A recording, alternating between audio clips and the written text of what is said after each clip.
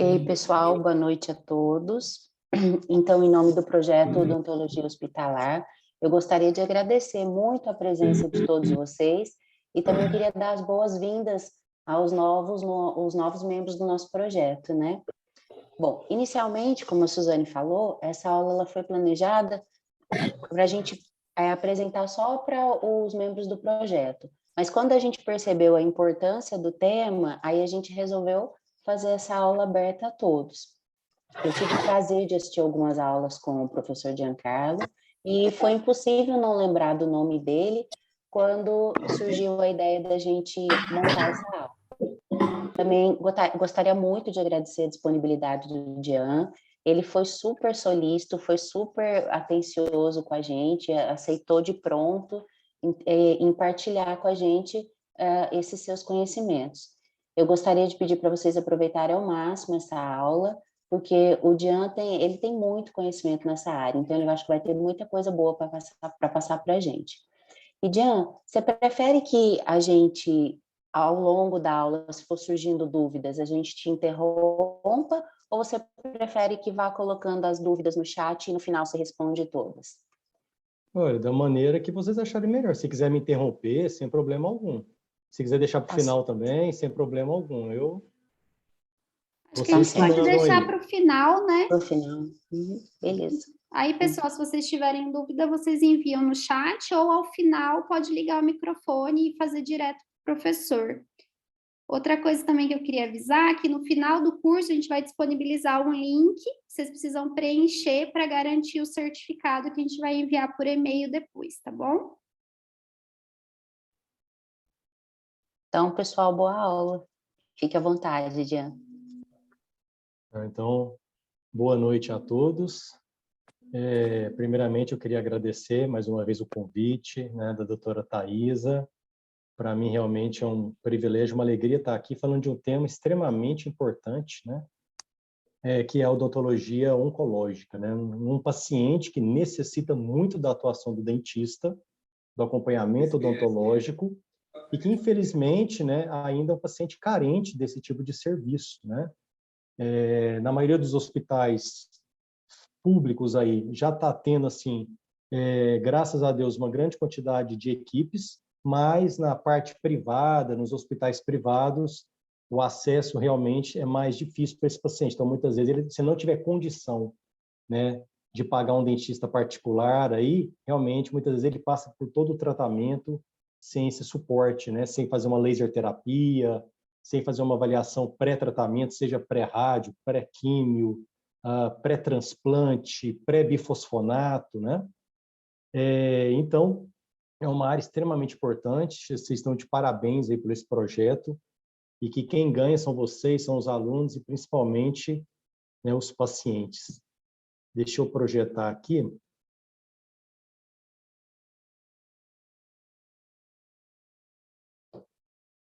Vocês dão um ok se estiver vendo tudo certinho.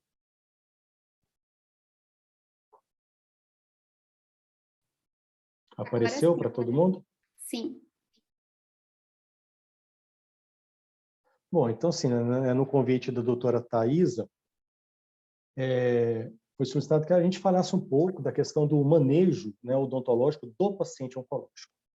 Assim, é um tema extremamente amplo, né? A gente pode aqui ter várias aulas só realmente no manejo desse tipo de paciente, né? Então, hoje a gente tem várias formas de tratamento, e cada forma de tratamento ela tem muitas vezes as suas particularidades que o dentista tem que saber para planejar uma possível intervenção neste paciente. Deixa eu passar aqui, né? Então, agradecer mais uma vez, né, a Unifal, agradecer mais uma vez aí o projeto de extensão que vocês têm em odontologia hospitalar oncológica. Eu acompanhei ali um pouquinho o perfil de vocês no Instagram, vocês estão de parabéns, o perfil realmente tem muita informação ali importante, tá? Eu passei lá, assim, tem muita coisa lá, vocês estão de parabéns por todo esse trabalho, né, de divulgação de informações, que eu tenho certeza que beneficia muitos profissionais que estão aí no mercado, né? Porque o dentista, de uma forma geral, ele sai da graduação, ele não tem esse conhecimento, muitas vezes, para estar, né, atendendo esse tipo de paciente da maneira mais segura possível, tá? Então, o trabalho que vocês estão fazendo, vocês estão de parabéns, espero que vocês conquistem aí todos os seus objetivos. Sempre que vocês precisarem aí, eu vou estar sempre à disposição para o que vocês precisarem, tá? A Thaís aí, meu contato, e eu estou aí há 10 anos, vai fazer 11 anos que eu estou no Hospital do Câncer, da UFO, então, assim, o que vocês precisarem aí, de que a gente puder ajudar de alguma maneira, com protocolos de atendimento, com qualquer dúvida, vocês podem contar com a gente aí, com toda a nossa equipe, tá? E aquilo que a gente não souber, a gente vai buscar para passar para vocês. Bom, então, primeiramente, né, eu vou me apresentar para o pessoal aí. Então, meu nome é Giancarlo, também sou cirurgião dentista, eu formei lá na UFO, aqui na Universidade Federal de Uberlândia. Eu fiz o mestrado na Faculdade de Medicina, o meu mestrado também, eu trabalhei com paciente oncológico, com pacientes irradiados em cabeça e pescoço.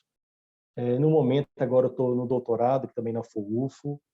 Toda a minha formação, nesses últimos 12 anos, o meu trabalho é exclusivamente em atendimento hospitalar e ambulatorial de pacientes que possuem algum tipo de alteração sistêmica. Então, nós lá atuamos tanto na parte da oncologia, tá? Nós temos lá um serviço de residência em odontologia oncológica, nós temos 4 residentes, né? 2 R1, 2 R2, né? Esses residentes, né? Então, eles nos ajudam muito nos atendimentos, esses pacientes oncológicos. Lá no Hospital do Câncer, a gente atua tanto a nível ambulatorial, como também a nível de enfermaria, né, dos pacientes que internam ali, muitas vezes, para fazer ali as suas quimioterapias. Pacientes em radioterapia, pacientes em transplante de medula óssea, né, pacientes que estão em uso aí dos bifosfonatos, dos anticorpos monoclonais. Então, assim, são todos pacientes que têm que ter um acompanhamento muito de perto aí do cirurgião dentista, desde a fase pré-tratamento, transtratamento e também na fase pós-tratamento, né? Então, assim, toda a minha formação básica na área de odontologia hospitalar, né? Eu fiz o meu estágio inicial já tem uns 12 anos atrás, no AC Camargo, lá em São Paulo, então aprendi muito lá, né? Que hoje é um hospital de referência quando a gente fala em odontologia oncológica, e atuo também como tutor, né? Como preceptor na parte de odontologia hospitalar do Hospital Odontológico lá da UF e do Hospital de Clínicas. Então, a gente atua não só na oncologia, mas no hospital de uma forma geral. A gente trabalha com os pacientes em hemodiálise, pacientes nas unidades de terapia intensiva, pacientes cardiopatas, pacientes nefropatas, quer dizer, os pacientes hematológicos. Então, sim, qualquer tipo de paciente que tem algum tipo de alteração sistêmica, a nossa equipe atua, tanto na residência da oncologia, e nós temos também uma outra residência, também para dentista, uma residência multiprofissional, que é de atendimento a paciente em estado crítico. Então, assim, pacientes em UTI, pacientes que vão para cirurgia cardíaca, pacientes, né, que estão na hemodiálise, pacientes internados nas diversas enfermarias lá do Hospital de Clínicas, né? Então, e sou docente também do curso de odontologia lá da UNA, aqui de Uberlândia, na parte também aí de propedêutica e técnicas cirúrgicas. Então, pessoal, o que eu quero passar para vocês aqui é o maior número de informações dentro desse nosso tempo aqui, né, dentro de 1 hora e meia, mais ou menos. Eu quero tentar passar para vocês o maior número de informações possíveis que possam auxiliar vocês, dar mais confiança, mais uma base para que vocês possam atender os pacientes oncológicos da maneira mais segura possível, tá? É um paciente da área de hospitalar, é a área que eu mais gosto de atuar nos pacientes oncológicos, tá? É um paciente que já passa por uma situação muito difícil, né? Desde o seu diagnóstico, vocês imaginam que não é fácil você receber um diagnóstico de câncer. O estigma hoje do câncer ainda é muito forte, né? Quando você fala câncer, muitas vezes a grande maioria associa a morte, né? A finitude da vida. Então, é um paciente que a gente tem que saber tanto da parte fisiológica ali, das partes de técnicas de atendimento, porém, né, nós temos que ter esse lado aí humano muito bem desenvolvido e aflorado, tá? Porque é um paciente extremamente, muitas vezes, carente, é um paciente que já está passando aí por muitas dores, pelas dificuldades não só da doença em si, né, das reações adversas da doença, mas ele muitas vezes está enfrentando problemas também na família, é um baque muito forte para a família. Muitas vezes esses pacientes, eles têm que se afastar do trabalho, então eles passam por dificuldades financeiras. Então, assim, é um paciente extremamente complexo, tá? Que a gente precisa aí de muito preparo para que a gente possa auxiliar eles nas mais diversas áreas de conhecimento dele, não só da parte em si do tratamento odontológico, mas de uma forma geral, tá bom? Então, em qualquer dúvida que vocês tiverem no decorrer, vocês fiquem à vontade para interromper, ou quiser guardar aí as dúvidas para o final, a gente vai aí, na maior boa vontade, tentar esclarecer todas as dúvidas que tiver dentro aí do nosso alcance. Então, começando, qual que é a importância, então, hoje, não só do dentista que vai atuar a nível de odontologia hospitalar, ou que pretende atuar no atendimento desses pacientes, a nível de consultório mesmo, qual que é a importância de você se capacitar, de você estar habilitado para atender esse tipo de paciente da maneira mais segura possível? De uma maneira geral, o mundo hoje, e o Brasil está se incluindo nisso aí, ele passa por uma transição epidemiológica, né? Se a gente pegar lá na década de 50, 40, 50 até 60, as maiores taxas de morbidade e mortalidade eram focados nas doenças infecto-parasitárias. Então, as pessoas geralmente morriam mais novo, mais cedo, né? E geralmente de doenças infecciosas, sejam elas bacterianas, viróticas e também as infecções parasitárias. Com o avanço da medicina, com a industrialização, com a melhoria do saneamento básico, né?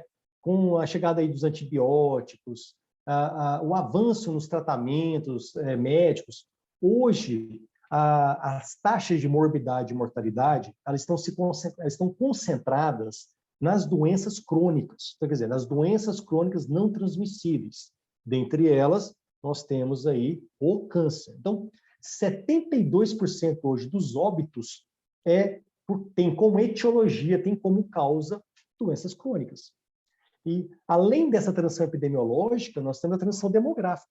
Hoje nós temos uma população envelhecida, tá? Uma expectativa de vida hoje de 76 anos. Uma projeção aí para 2030, 2040, é uma expectativa de vida de quase 80 anos.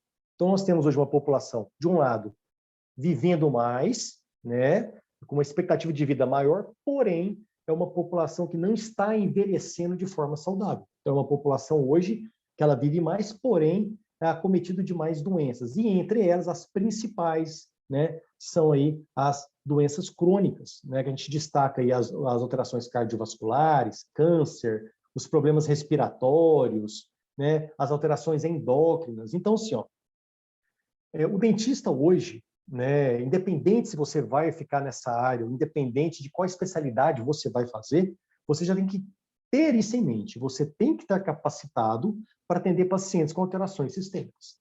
Tá? Mesmo que você vai fazer, eu vou me especializar em endodontia, vou me especializar em periodontia, vou me especializar em cirurgia bucomaxila, em estética, em harmonização orofacial, não importa a especialização que você vai atuar. Esse paciente, com essas mais diversas alterações sistêmicas, ele vai estar no seu consultório odontológico. E você começa a sentir isso durante a sua graduação. Tá? Quando você vai lá no exame clínico do seu paciente, vai fazer a anamnese do seu paciente, dificilmente você vai ter um paciente ali que não seja tenha uma hipertensão, uma diabetes, um problema de tireoide, que toma um antiplaquetário, um problema, alguma alteração cardiovascular. Então, vocês começam a notar isso. E isso está começando a atuar também em pessoas jovens. A gente começa a ver hoje a quantidade que nós estamos tendo de AVC, de infarto em pacientes jovens, câncer em pacientes mais jovens, né? Inclusive câncer de boca. Tá? Apesar de ainda a epidemiologia ser um câncer que acomete pessoas, principalmente homens acima dos 40 anos, nós temos pacientes lá de 27 anos com câncer de boca, câncer de nasofaringe, pacientes de 25 anos com osteosarcoma, né? Então, assim, é uma realidade que a tendência dela é aumentar, infelizmente, cada vez mais, né, pacientes com essas comorbidades, entre elas, né, a oncologia. Então, para você ter uma ideia, isso aqui é um gráfico de 2017. Nós estamos em 2022 e, na verdade, ele continua da mesma maneira. Tá? As principais causas de morte no Brasil. A principal causa hoje de morte são as doenças cardiovasculares. E também é um dos principais pacientes que estão hoje no seu consultório. Então, aí entra o paciente com histórico de angina, infarto, arritmia cardíaca, hipertensão, né? E o câncer, ó, ele já vem em segundo, ele ocupa já a segunda posição, tá? No número de mortes no nosso país. Então, o câncer hoje é um problema de saúde pública, tá? O câncer hoje está, cada ano que passa, se a gente for ver a estimativa do INCA, né, que é o Instituto Nacional do Câncer, nós temos um aumento da expectativa de novos casos todo ano. Então, nós, dentistas, antes de sermos dentistas, nós somos profissionais da saúde, nós temos que estar capacitados para atender esse paciente da melhor maneira possível, né, da maneira mais segura possível, tá bom? Então, esses são os dados do INCA. Então, nessa estimativa do triênio de 2020 e 2022, por ano, são esperados, tá? Mais de 600 mil casos novos de câncer por ano no Brasil serão diagnosticados. Então, assim, é realmente um problema de saúde pública, cuja incidência tem aumentado cada vez mais. Tá? Por isso, tanto nós, dentistas, como qualquer profissional da saúde, hoje ele tem que estar capacitado, ele tem que ter um conhecimento, pelo menos básico, né? Mesmo que não for para atender esse paciente, mas pelo menos para saber orientar, encaminhar, ou pelo menos não fazer algum tipo de procedimento que possa vir a piorar a situação do paciente. Como, por exemplo, paciente com câncer de cabeça e pescoço. Você faz uma exodontia nele num paciente que já fez radioterapia.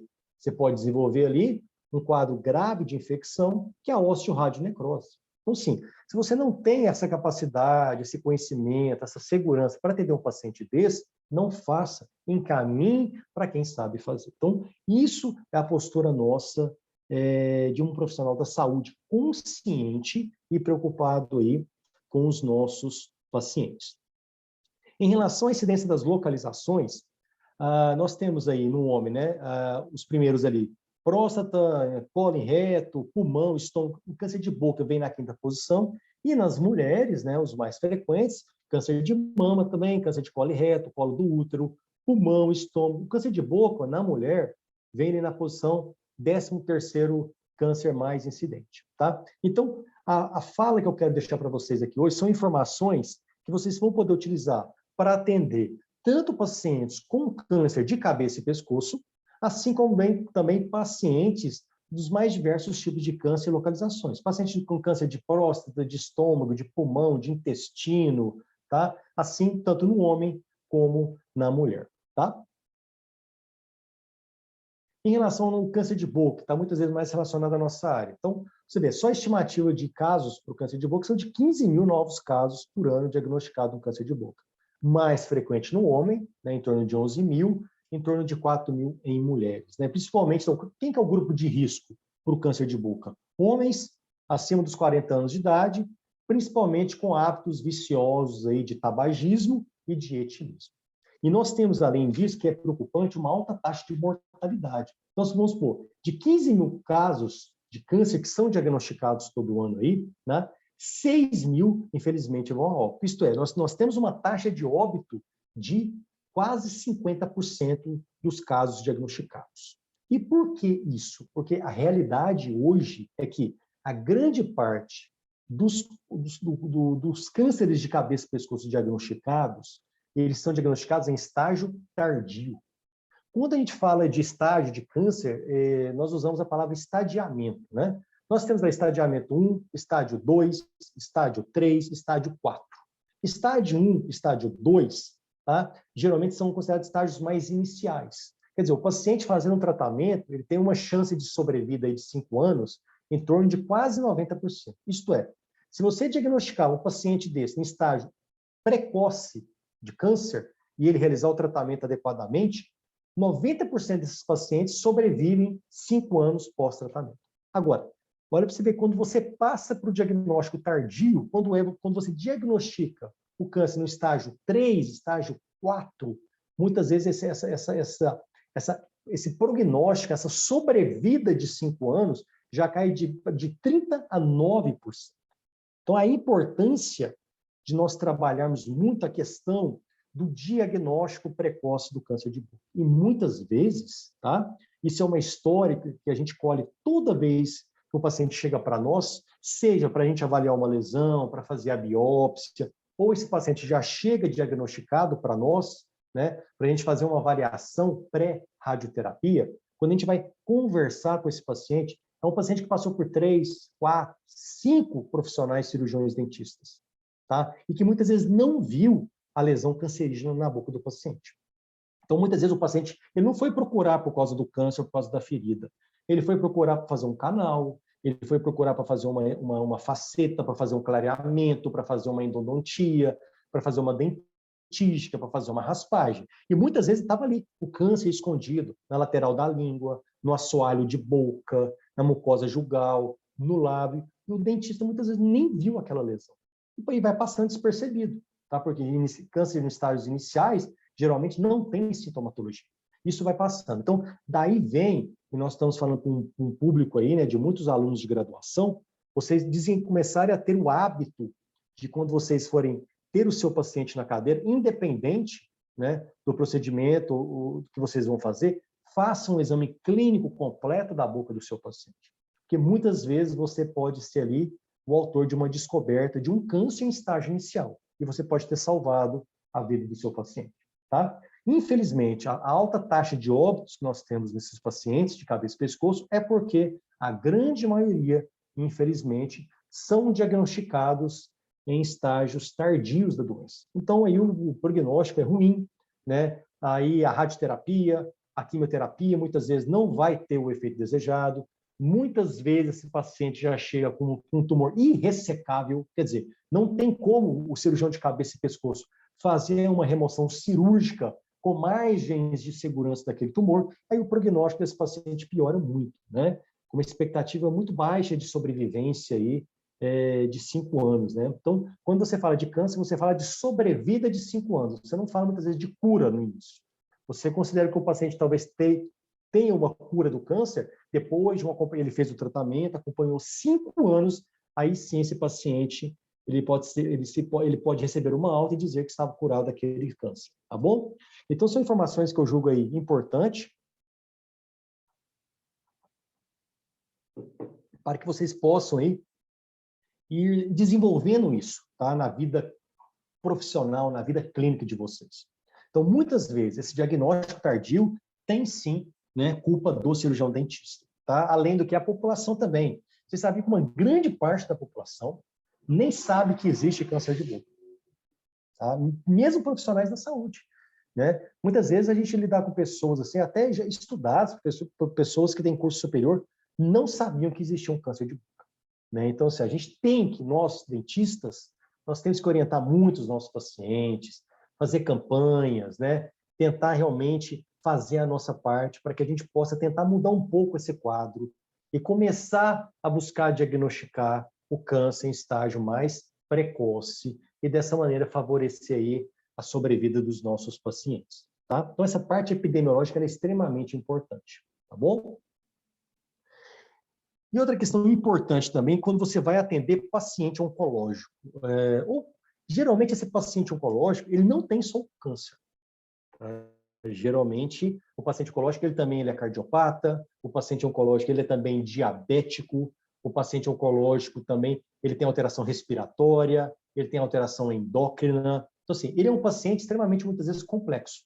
Né? Além do problema oncológico, do tratamento que ele está fazendo, ele também tem toda uma alteração de comorbidades. Ele é um paciente geralmente polimedicamentoso, toma várias medicações ali, que pode, muitas vezes, exigir uma conduta mais especializada do profissional. Então, o primeiro passo que eu julgo muito importante é que você, cirurgião dentista, desenvolva uma visão mais holística do seu paciente, uma visão mais global do seu paciente, tá?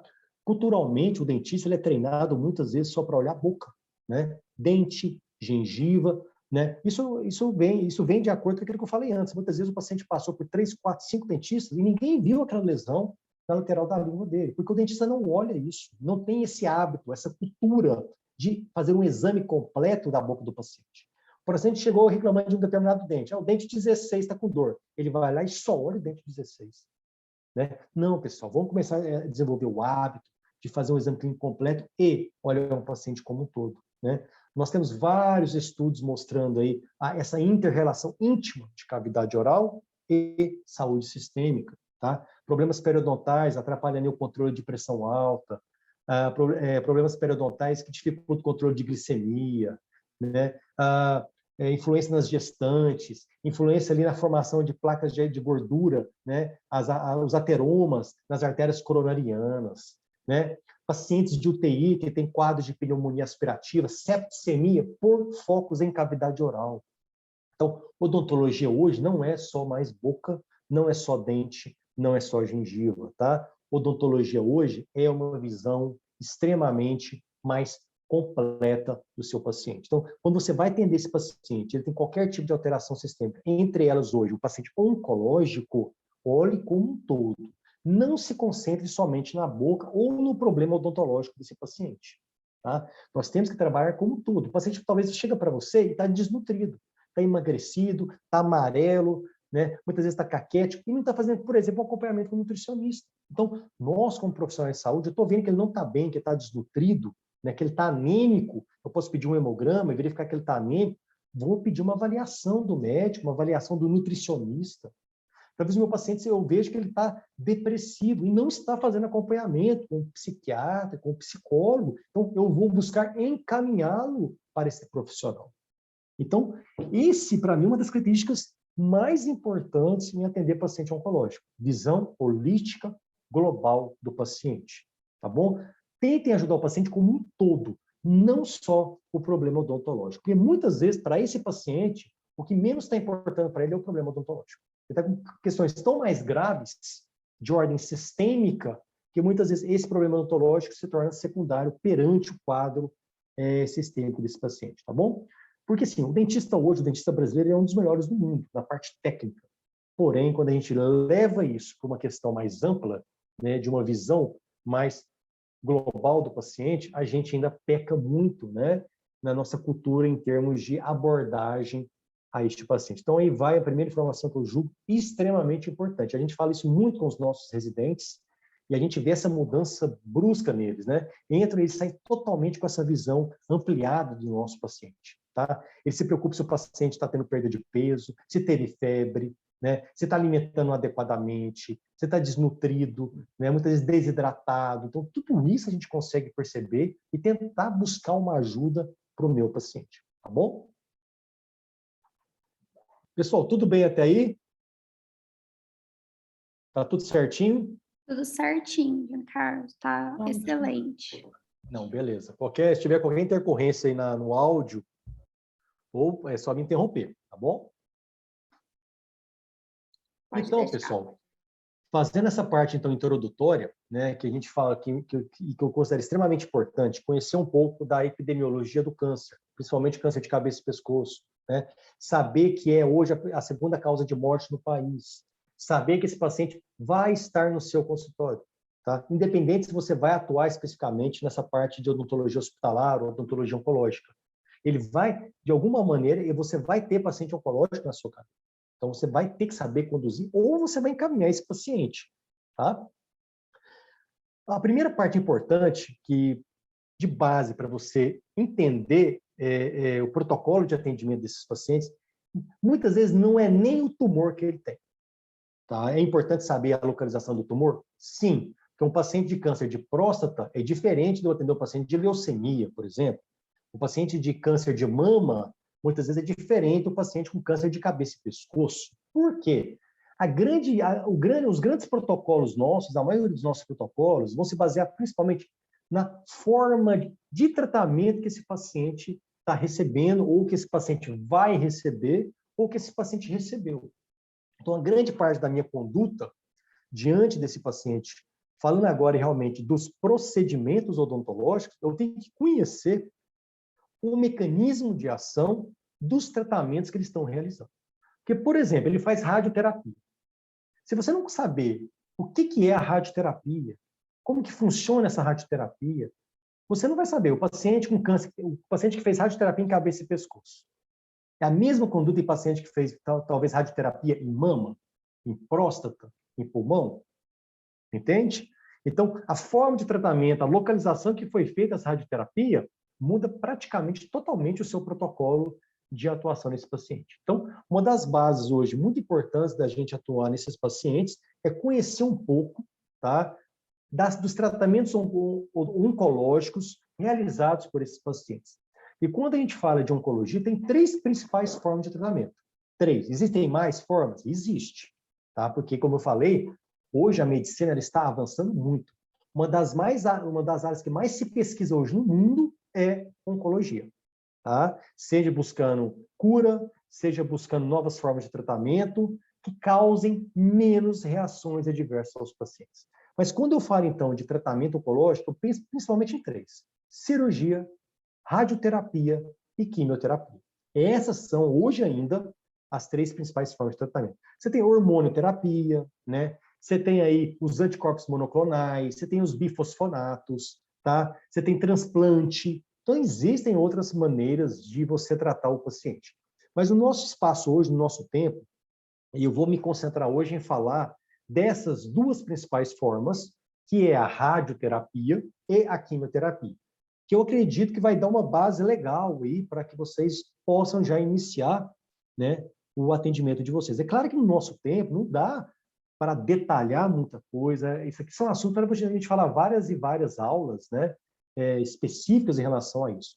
Mas eu quero, pelo menos, estimular em vocês o gosto por essa área, estimular vocês em procurar mais informações, artigos, protocolos, para que vocês possam iniciar o atendimento desses pacientes. E qualquer dúvida, como eu falei para vocês, é só entrar em contato, depois eu deixo o meu contato aí com vocês. Qualquer dúvida em relação a tratamento, diagnóstico, a gente vai estar sempre à disposição para estar conversando, tá?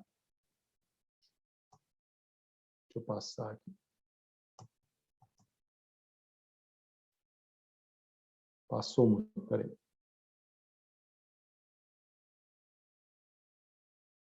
Então, assim, vamos então falar, eu acho que uma das principais formas de tratamento que nós conhecemos hoje, que é a radioterapia.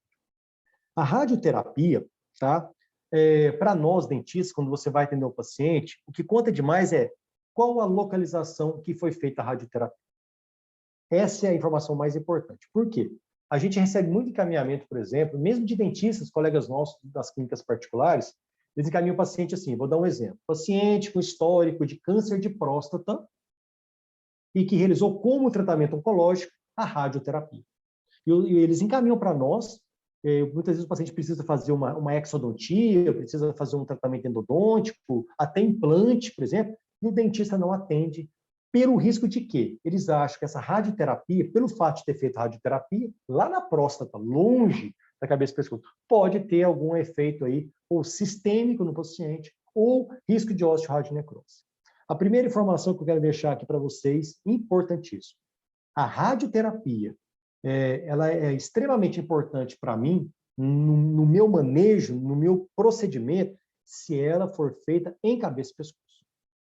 Radioterapia em mama, radioterapia em tórax, radioterapia em próstata. Se a radioterapia ela não foi feita na região de cabeça e de pescoço, ela não me traz nenhuma contraindicação para me realizar o meu procedimento odontológico.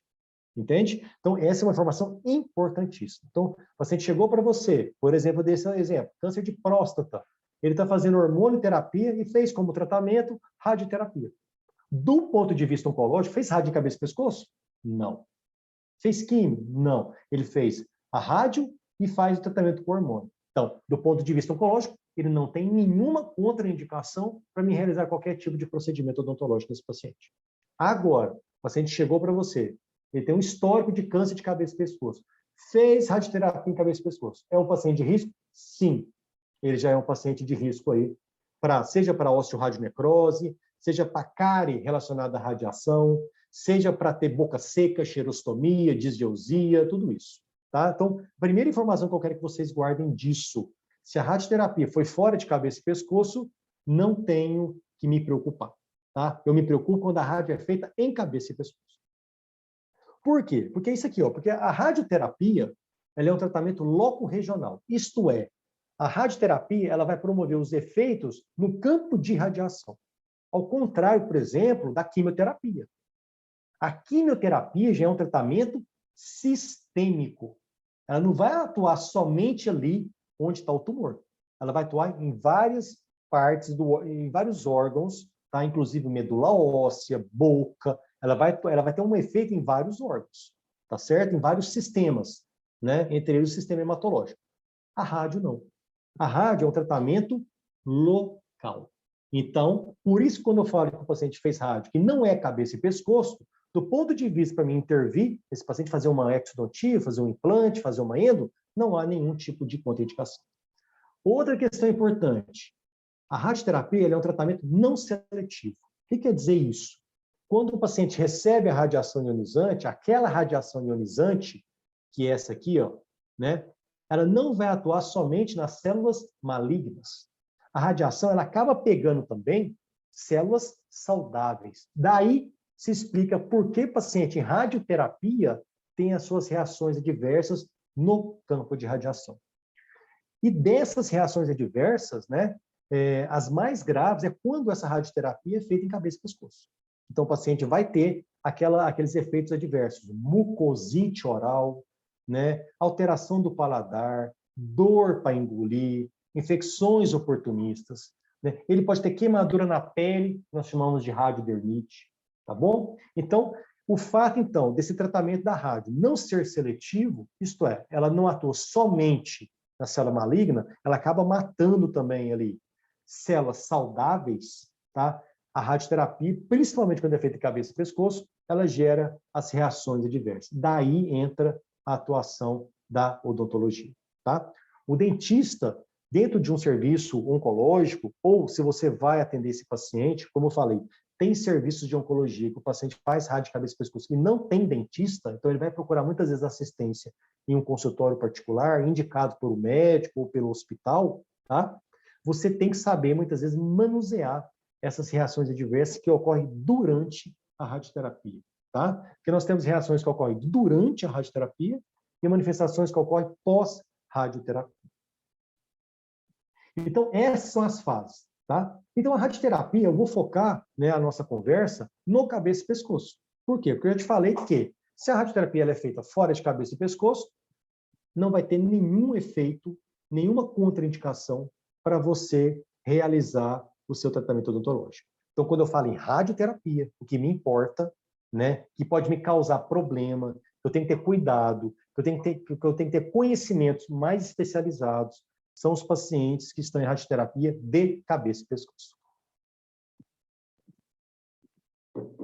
E do lado aqui é uma imagem, é isso. Geralmente hoje, os pacientes usam aceleradores lineares, são esse tipo de aparelho, né? Eles transformam a energia elétrica em radiação ionizante. Todo paciente que vai irradiar a cabeça e pescoço, eles fazem essa máscara de imobilização, né? Esse paciente ele é moldado, né? E cada paciente individualmente ele tem essa máscara. E nessas máscaras é feito o planejamento e marcado os pontos onde ele vai receber essa radiação, tá? A radioterapia é um tratamento que ele é feito diariamente, todos os dias, de segunda a sexta, o paciente vai no hospital fazer a radioterapia.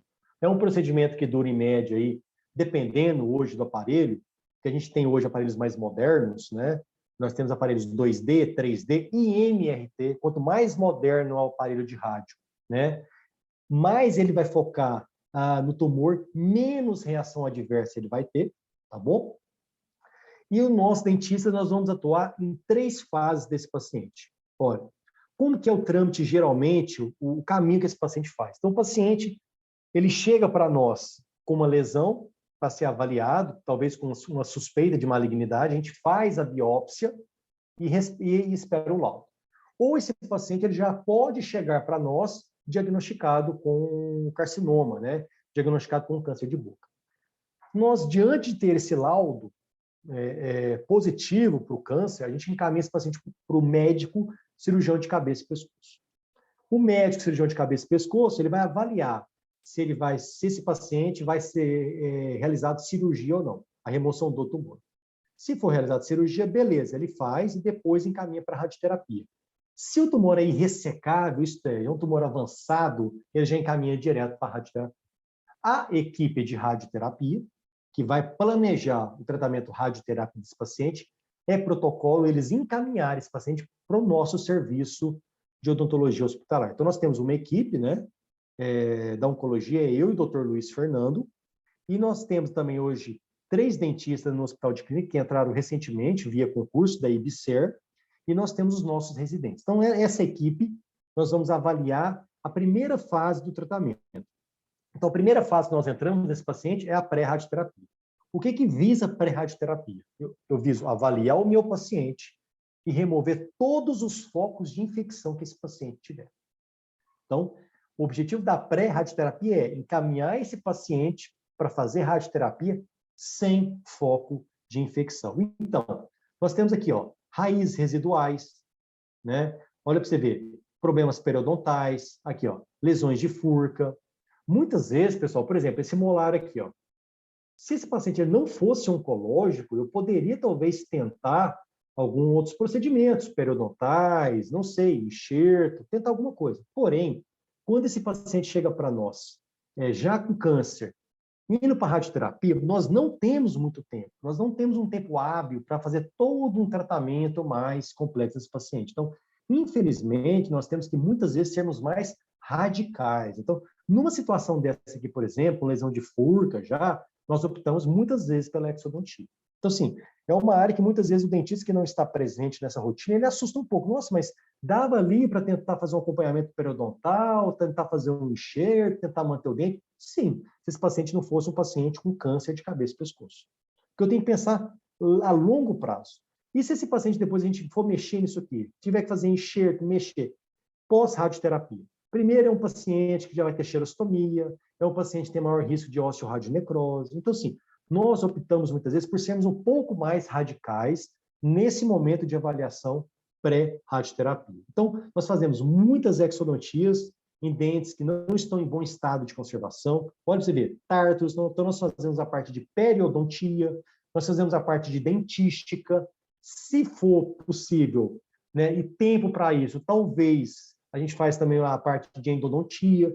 Aí a gente tem alguns endodontistas que trabalham no serviço também. Então, assim, se for possível, principalmente se for aquela endodontia de sessão única, né, nós realizamos, tá bom? Então, assim, esse geralmente é o quadro, tá, de pacientes que chegam para nós para fazer radioterapia. A grande maioria, infelizmente, dos pacientes com câncer de cabeça e pescoço não tem uma boa saúde oral, tá? Geralmente são pacientes tabagistas, são pacientes etilistas, são pacientes de uma classe socioeconômica um pouco mais baixa. Esse é o perfil epidemiológico do paciente com câncer de cabeça e pescoço. Então, nessa fase, um dos procedimentos que a gente mais faz é exodontias, raspagem e dentística, tá bom? Então, nesse paciente, todos os pacientes que chegam para nós, a gente pede uma radiografia panorâmica, mesmo que o paciente seja edêntulo. Por quê? Porque pode ter que tem algumas raízes residuais aí espalhadas, né, seja em maxilimandíbula desse paciente, que tem que ser removida.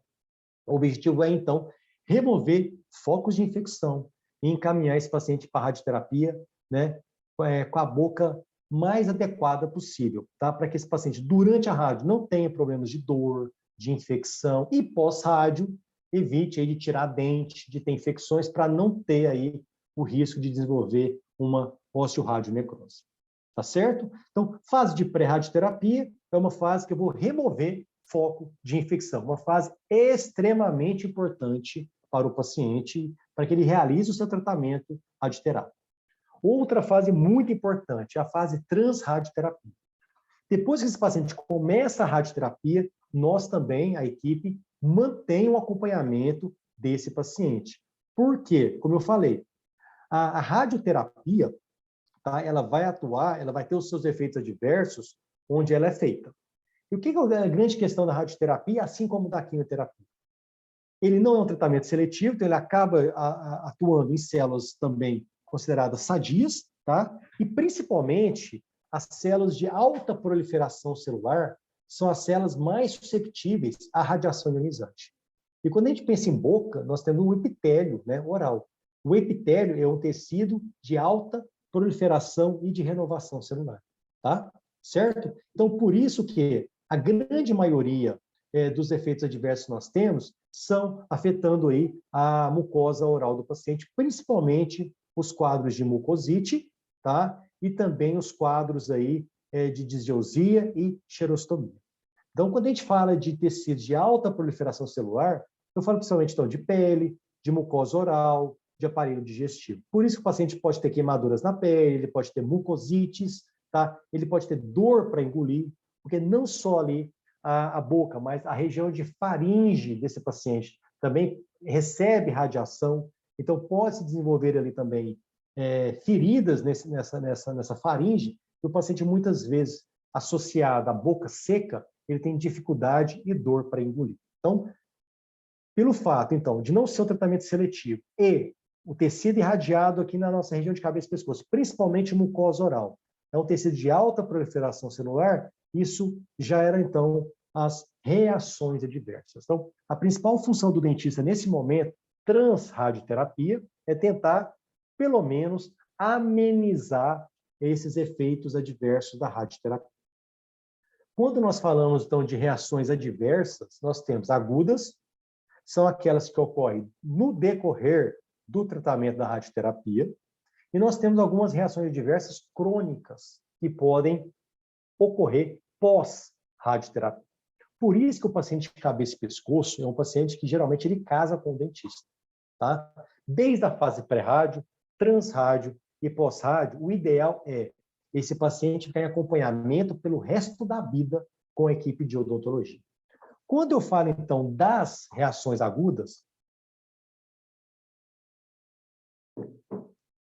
eu destaco principalmente essas aqui, ó. Mucosite oral, infecções oportunistas, principalmente a candidíase, hipossalivação e xerostomia, é uma diferença. Hipossalivação é a redução do fluxo salivar. Xerostomia é a sensação de boca seca. Disgeusia, que é a alteração do paladar, e odinofagia, que é a dor para engolir. Então, o paciente, muitas vezes, ele não consegue mais alimentar aquela alimentação de consistência normal.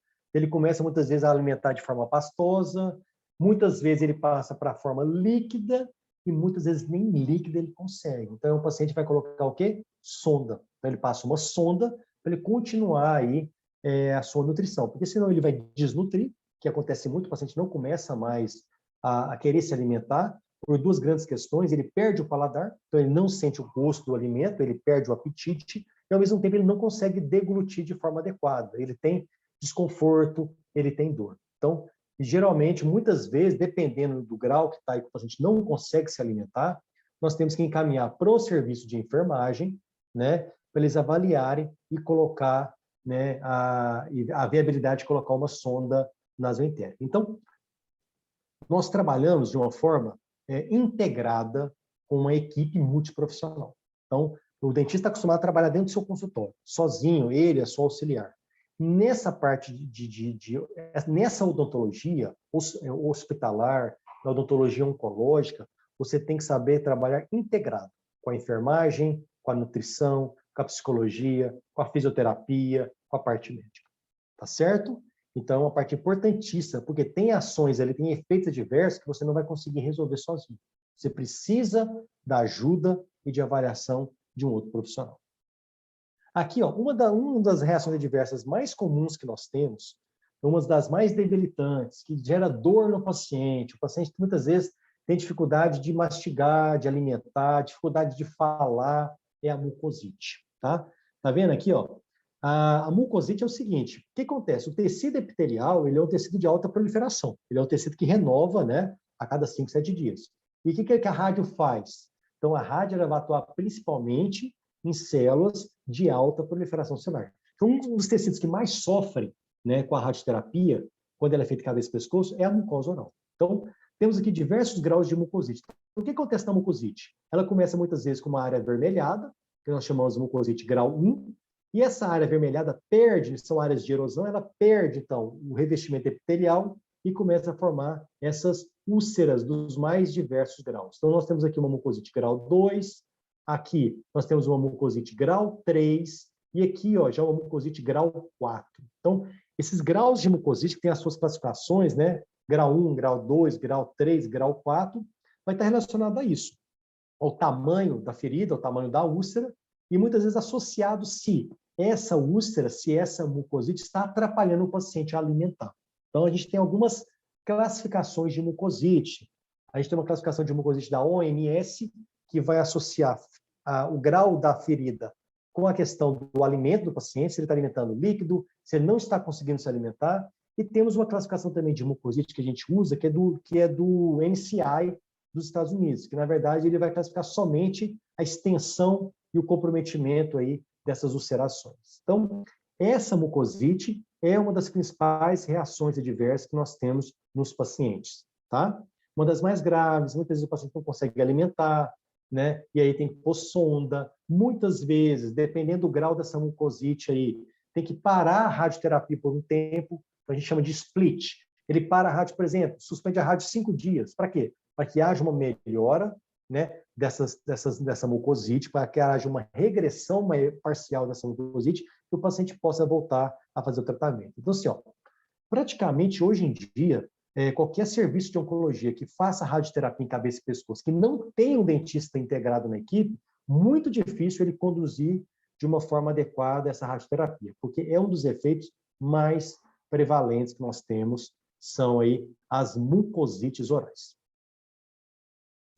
E qual que é o nosso protocolo para tentar prevenir, amenizar a formação aí dessas mucosites? Eu vou passar para vocês o que a gente usa hoje no nosso serviço, tá? Basicamente, a gente usa essa medicação que chama Droxine. Ela é uma medicação à base de hidroxialumínio e magnésio. Vocês podem ver que muitas vezes ela é uma medicação, se você for ler a bula dele, é uma medicação usada para esofagite, gastrite. Por quê? É o mesmo pensamento, né? O pensamento da mucosite oral é como se pensasse numa gastrite, é perda de tecido epitelial, de revestimento e expulsão de tecido conjuntivo. Então, esse Droxine ajuda muito para criar uma camada protetora na boca do paciente. Ele ajuda muito no combate da acidez, porque a boca, o pH salivar fica ácido. Então, ele tenta neutralizar essa acidez aí.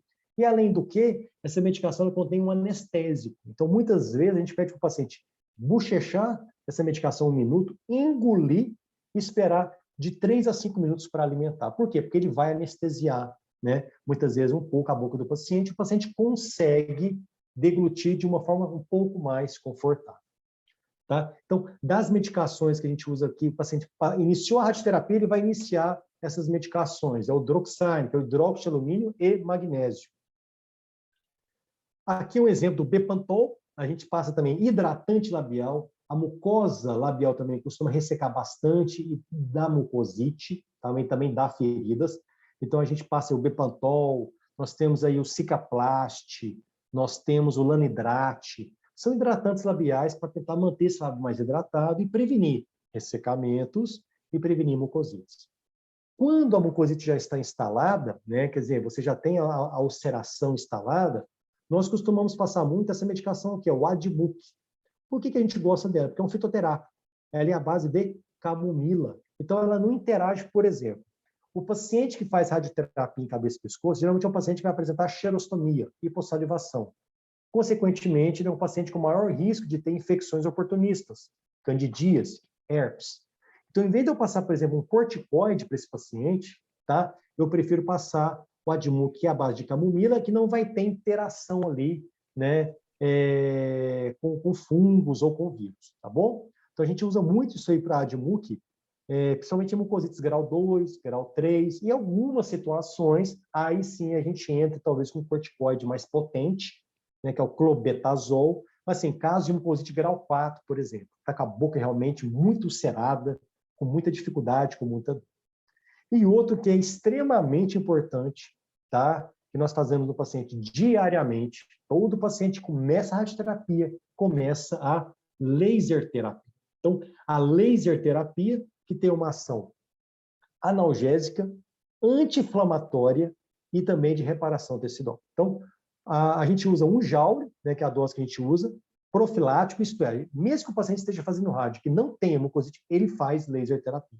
Então, nós temos uma dose profilática e uma dose terapêutica. Isto é, a dose terapêutica é 2 joules, a gente vai usar quando ele já tem a mucosite instalada, tá bom? Então, geralmente, esse é o protocolo básico para a gente atender pacientes que estão em radioterapia e que apresentam aí como mucosite ou que nós queiramos aí uma prevenção da mucosite, tá certo?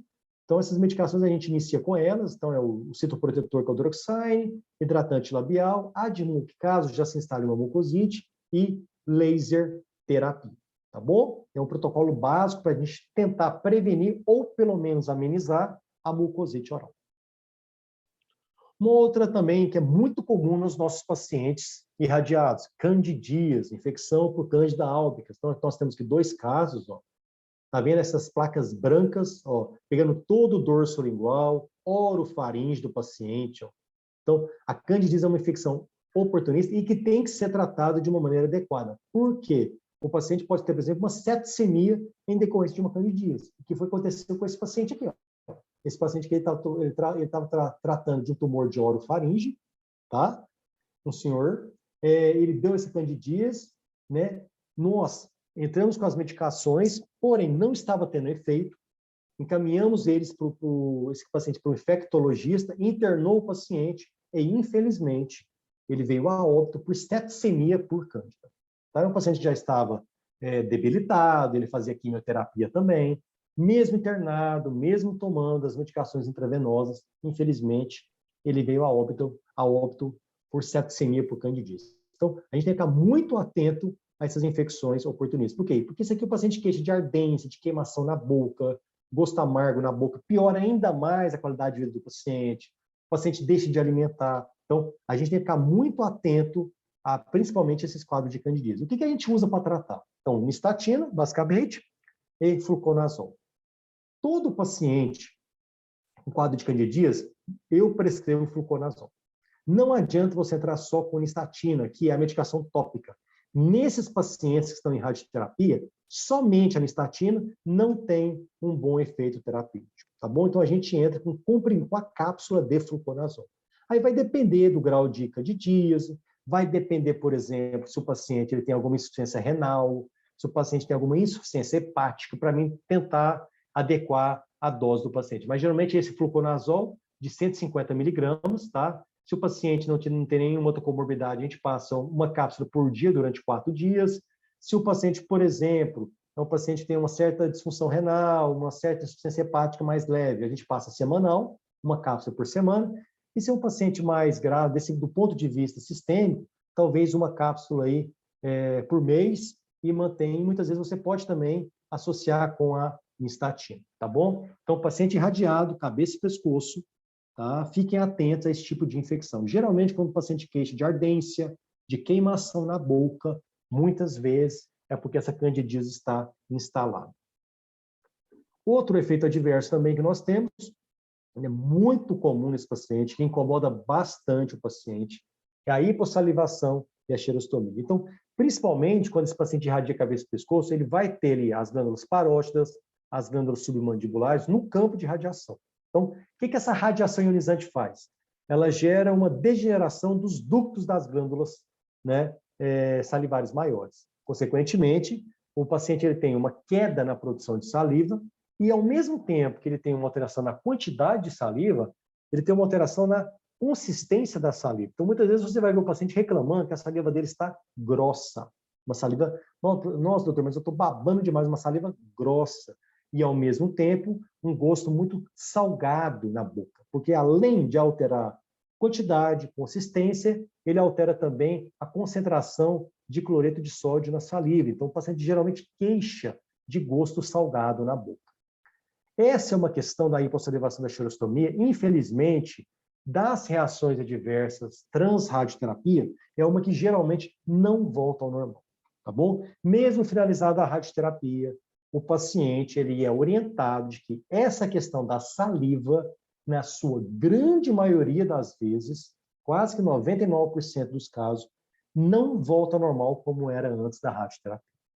E nessa questão a gente usa mais tratamentos tópicos, tá? Deixa eu passar aqui.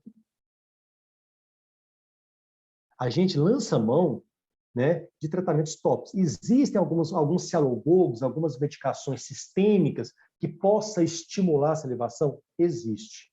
Porém, os estudos em relação a ela não são conclusivos. Além do que a pilocarpina, betanecol, né, que se usa na forma de comprimido, né, que são cialogogos que estimulam a salivação, são medicações que causam muitas reações adversas, são medicações que têm muitas contraindicações, tá? E não é certeza que isso vai ajudar o paciente. Então, nós, no nosso serviço, nós optamos por trabalhar com medicações tópicas, que é a glicerina líquida. O paciente dilui essa glicerina em água morna, bochecha 1 minuto e gospe, principalmente para usar em casa. E nós temos, então, também os substitutos salivares, que você pode comprar na internet, na farmácia, de forma comercial. Um dos melhores, aí, em termos até de valor acessível ao paciente, é o Quimbrate, né? Existem outras marcas. Existe a possibilidade de você pedir para manipular saliva artificial também nas farmácias de manipulação e orientar a estar sempre bebendo muita água, tá bom? Uma média aí que a gente passa para os pacientes é 30 ml de água por quilo de peso. Então, é fazer a conta. O paciente de 70 quilos tem que beber 2 litros de água, 2,100 litros de água por dia, tá? Então, guardem isso. 30 ml de água por quilo de peso, usar saliva artificial quantas vezes ao dia? Quantas vezes for necessário, tá? Sentiu a boca seca, joga, né, o spray na boca, andar com garrafinha de água na mão, né, e a glicerina ali. Então, é uma das questões e dos efeitos adversos que mais aí incomoda o paciente, tá? Outra questão que incomoda muito, que é a odinofagia, que é a dor para engolir, como eu falei. O que pode causar isso? Primeiro, o paciente vai estar com a boca seca. Então, isso dificulta a formação do bolo alimentar. O paciente tem... Isso já incomoda, já gera dor para engolir. Outra questão, feridas, mucosites que podem dar ali na região de orofaringe. Então, a dor para deglutir, né, também é uma reação adversa muito comum nesse paciente. Então, o que é a orientação? Primeiramente, mudar a consistência dos alimentos. Então, alimentação líquida de preferência. Por pequenas quantidades, só que mais vezes ao dia. E a gente lança mão de algumas medicações que pode aí ajudar o paciente na hora dele engolir. O primeiro foi aquilo que eu falei para vocês, é o Droxine. Ele vai bochechar o Droxine, né, que é o hidroxilamina magnésio, que tem anestésico. Então, ele bochecha, engole, tá? Se isso não for suficiente, nós temos algumas opções. Ó. Uma opção muito boa, mas hoje está mais difícil de achar nas farmácias. Exomedin Spray, tá? Esse Exomedin, o Flogoral, são medicações que têm ação analgésica, anti-inflamatória, mas a gente prescreve eles principalmente pela ação anestésica. Então, eles vão borrifar na forma de spray, vão jogar o jato de spray na garganta, aguardar 3 a 5 minutos e alimentar, tá bom? Outro recurso que nós temos é esse aqui, ó, que é o Xilestezin, né, que é a lidocaína na forma de gel a 2%. Geralmente o paciente ele pode diluir esse Xilestezin numa xícara de água, bochechar 1 minuto, gospe e aguarda 3 minutos para alimentar, ou o que a gente faz muito é pede para o paciente fazer gelatina normal. Aí ele pega todo esse tubo de anestesia, dissolve junto na gelatina, mistura na gelatina, divide em pequenas porções, aí ele põe aquela pequena porção de gelatina na boca, deixa ela dissolver e alimenta. Então, são alguns recursos que ajudam, muitas vezes não vai resolver, mas diminui a dor na hora do paciente engolir. Tá bom? Outro efeito que vocês vão lidar muito é a questão, como eu falei, da disgeusia, que é a alteração do paladar. E, infelizmente, também é um efeito, não tem muito o que nós fazermos, tá? Mas, graças a Deus, muitas vezes é um efeito transitório. Terminou a radioterapia, dentro aí de 2 meses, 3, 4 meses em média, esse paladar do paciente ele tende a voltar ao normal, tá bom? Alguns pacientes gastam mais tempo, alguns pacientes gastam menos tempo. Por quê? Porque a radiação também gera degeneração das papilas gustativas, que estão aqui no dorso lingual, tá? Isso faz perder, porque é aqui que estão as papilas que vão dar o sabor dos alimentos, né? E além do que outra coisa que contribui é a alteração da saliva, né? Como eu falei, a saliva ela fica grossa. Então, essa saliva grossa, mais consistente, mais viscosa, muitas vezes ela forma uma camada aqui no dorso lingual e impede o contato do alimento com as papilas gustativas, tá? Não tem um tratamento efetivo. Nós vemos algumas questões aí de suplementação com zinco, mas, assim, nada que vá dar certeza do que o paciente vai ter ou não alteração do paladar. Mas, assim, a grande maioria, quase 100% dos pacientes que faz radioterapia em cabeça e pescoço, desenvolve alteração do paladar. Orientação, evitar aí alimentar com talheres de metal, né? Carne vermelha, tá? Então, essas questões assim. Mas não tem muito o que fazer. O paciente realmente tem que se adaptar a isso, mas A grande na maioria é um efeito transitório que depois, aí, passado aí, alguns meses pós-radioterapia, esse paladar tende aí a voltar ao normal. E a fase pós-radioterapia, que é uma fase importante também, né? Então, na fase transradioterapia, nós temos aí as reações agudas, e na fase pós-radioterapia, nós temos as reações adversas crônicas. Então, como eu falei, a hipossalivação e a xerostomia, elas tendem a permanecer, mesmo após finalizado o tratamento de radioterapia. Então, o paciente vai ficar ali refém daqueles substitutos salivares, né? Sempre bebendo bastante líquido, mantendo talvez uma alimentação mais molhada, mais pastosa, evitar alimentos muito secos, né? muito duro. Então, isso faz parte da rotina desse paciente. A disiosia pode permanecer por um certo tempo, 3, 4, 5, 6 meses, dependendo, mas ela tende o paladar a voltar ao normal. Agora, para nós, uma coisa que é muito importante, cárie relacionada à radiação. Então, essa cárie é uma cárie que dá geralmente na região cervical do dente. E por que tem isso? Principalmente porque, por causa da xerostomia, da salivação, a gente sabe que a saliva ela tem uma função protetora. Então, se o paciente tem uma alteração dessa saliva, uma diminuição dessa saliva, esse paciente ele fica mais propenso a desenvolver cárie, tá? E além do que, a própria radiação gera alterações no esmalte dentário. Então, favorece esses dentes a terem esse tipo de cárie, que é uma cárie extremamente agressiva, rampante, porém, na sua grande maioria, assintomática, tá? E agora, das reações mais graves que a gente pode ter nesse paciente é a osteoradionecrose, né? Por quê? A maxila, a mandíbula que recebeu essa radiação, ela fica hipovascular, hiposcelular, hipóxica. Então, ela fica menos vascularizada, chega menos sangue, chega menos célula de defesa, chega menos oxigênio. Então, se esse paciente sofreu algum trauma, fizer um implante, fizer uma extração, né, pós-radioterapia, ele tem uma chance aí de ter essa necrose no osso. E não há um tratamento efetivo contra a osteoradionecrose.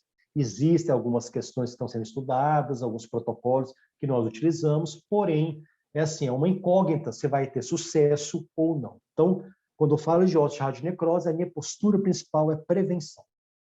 Então, nós temos aqui alguns casos de cárie de radiação, né? São cáries que se manifestam na região cervical do dente e vai destruindo todo o esmalte. Geralmente é uma cárie de progressão rápida e, a grande questão, assintomática. Muitas vezes o paciente não sente dor. O que vai acontecer com isso aqui? Então, como eu falei que é uma cárie que ocorre aqui na região cervical do dente, né? Ela vem pegando o dente aqui, muitas vezes esse dente vai virar o que no futuro? Raízes residuais. Então, dessa cárie aqui, que é essa cárie rampante, a cárie de radiação, né, o paciente ele passa para esse quadro aqui, né, de raiz residual. Aí, qual o tratamento? Extração. Qual que é o grande problema? Risco de osteoradionecrose. Então, paciente, por isso a importância de eliminar focos de infecção lá no pré-rádio, por isso a importância de acompanhar esse paciente, orientar a higiene oral nesse paciente, acompanhar esse paciente pelo resto da vida. Para quê? Para que ele não chegue com esse quadro aqui pós-radioterapia. Esses 4 aqui são pacientes pós-radioterapia que nós tivemos que realizar e estamos realizando aí os procedimentos de exodontia, tá bom? Então, ele é um paciente, todo paciente que vai irradiar cabeça e pescoço, ele é um paciente que a gente prescreve fluorgel. A gente pede para manipular o fluorgel a 1%. Fluorgel neutro a 1%. Ele vai usar todos os dias. Aplicar nos dentes, uma vez ao dia, por quanto tempo? Pelo resto da vida. Tá? É um dos protocolos que a gente tenta usar para amenizar a formação de cárie de radiação. Tá certo? E além do acompanhamento constante desse paciente, com profilaxias, com orientações, com retornos periódicos ao consultório, para que ele não chegue nesse quadro e tenha aí muitas vezes que fazer os procedimentos de exodontia com risco de osteoradionecrose. Que é isso aqui, pessoal. Aqui, pós-exodontia, então aqui, não cicatrizou, o osso ficou exposto, por quê? É um osso hipovascular, hiposcelular, hipóxico. Então, o que é o conceito de osteoradionecrose? Paciente com histórico de radioterapia em cabeça e pescoço, né, com exposição óssea por mais de 3 meses sem sinal de regressão. E muitas vezes essa região aqui está drenando o pulso, o paciente está com dor, está com halitose, tá certo? E aqui foi ocasionado por trauma de prótese, aqui em decorrência de um procedimento de implante dentário. Então, qualquer procedimento invasivo, ou, por exemplo, prótese que machuque o paciente, é um fator de risco para desenvolver a osteoradionecrose. E a grande questão é, não há, até agora, um tratamento efetivo que possa gerar a cura do paciente, tá bom? Então, é uma infecção grave, é uma infecção que pode se estender, aí o paciente não consegue reabilitar depois. Como é que você vai fazer uma prótese aqui em cima? Não tem como. O paciente começa a ter dificuldade de alimentar, de mastigar. Quer dizer, realmente é uma infecção que a gente tem que ter muito cuidado. Então, todo paciente que irradiou, nós não indicamos, por exemplo, fazer implante. Tá? Se for fazer prótese, muito bem feita, sem trauma. Tá? Se tiver que fazer extração dentária, a gente usa alguns protocolos que eu vou passar para vocês, que muitas vezes a gente consegue amenizar, diminuir esse risco. Em alguns casos, graças a Deus, na maioria dos casos, está tendo sucesso. Em alguns casos, pouquíssimos casos, ainda evolui para a osteoradionecrose. Tá bom? Então, quando eu falo de tratamento para esse paciente, aqui, nós temos um caso mais extenso de osteoradionecrose em maxila, em decorrência de um trauma de prótese, tá bom? Lá no nosso serviço, né, da odontologia hospitalar, do hospital odontológico, onde nós realizamos esse atendimento a esses pacientes, a gente realiza nas 3 fases, pré, trans e pós-rádio. Nós lançamos mão hoje da ozonioterapia, do laser, principalmente o PDT, e do PRF, tá? O ozônio a gente usa na forma de gás, a gente injeta o gás, faz a irrigação com água ozonizada, e a gente usa também o óleo ozonizado.